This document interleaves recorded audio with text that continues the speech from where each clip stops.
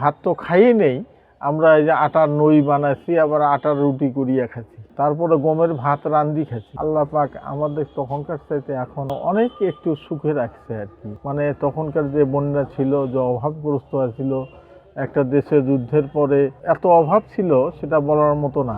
1973 সালে আমার এক মামা ছিল, তার সঙ্গে আমি কাজ শিখি, তারপরে আমি নিজেই দোকান দিই। তখন আমাদের অভাব সংসার ছিল, ছোট ছোট ভাই বোন 3 জন, তারপরে আমার বাবা ছিল গ্যাস্ট্রিকের রোগী। তখন এই আমার ইনকাম দিয়েই সংসার প্রতিপালন হতো আর কি। খুব কষ্ট ছিল আমাদের।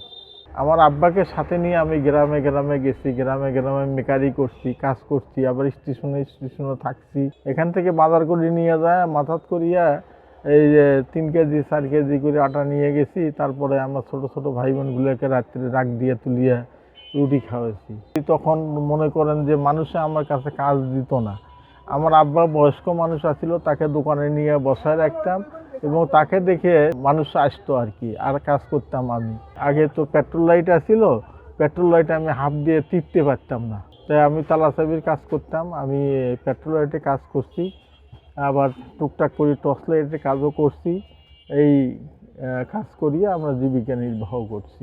এখন আর দেখতে পারি না, এখন ছোট ছোট কাজগুলা আমার মেজর ছেলে দিয়ে করাই, আর বড় বড় কাজ যেগুলো সেগুলো আমি নিজে করি, যেমন রাইস কুকার, প্রেসার কুকার, গ্যাসের চুলা, বিলিন্ডার, মাইক্রো ওভেন, এই সমস্ত কাজগুলো আমি করি। কাজ করছি 10 টাকা, 12 টাকা, 15 টাকা, যেদিনকে 20 টাকা কাজ হচ্ছে সেদিনকে তো মহা আনন্দ, মহা খুশি হয়েছি আমি।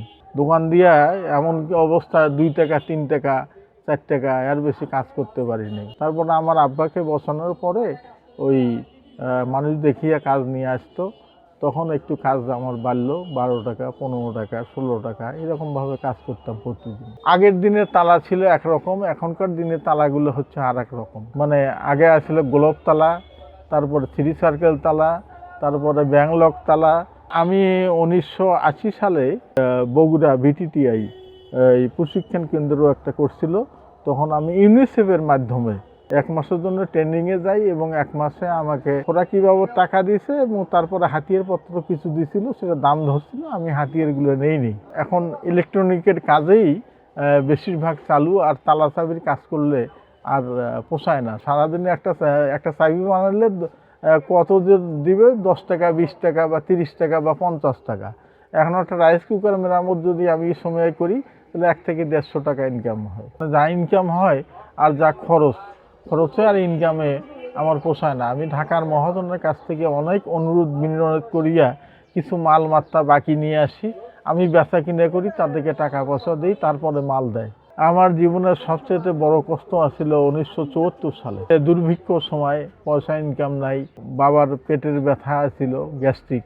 2 দিন 3 দিন 4 দিন পর্যন্ত বাবার অসুস্থ থাকতো। আমি আমার খালার বাড়িতে থাকছি, কোনো দিনকে বাড়িতে যাইতে পারি নাই, উপবাসের মতো ছিল বাড়িতে। এখন মেকাররা অনেক সময় মিথ্যা কথা বলিয়ে মানুষের কাছে পয়সা ধোকা দিয়ে নেয়। আমার জীবনে এইরকম ঘটনা আছে বলেই মনে হয় না। আমার দোকানে রাইস কুকারের নতুন পুরাতন পার্টস এবং গ্যাসের চুলার যাবতীয় যন্ত্রাংশ, রাইস কুকার, প্রেসার কুকার, গ্যাসের চুলা, যাবতীয় যন্ত্রাংশ আমার কাছে পাওয়া যায়।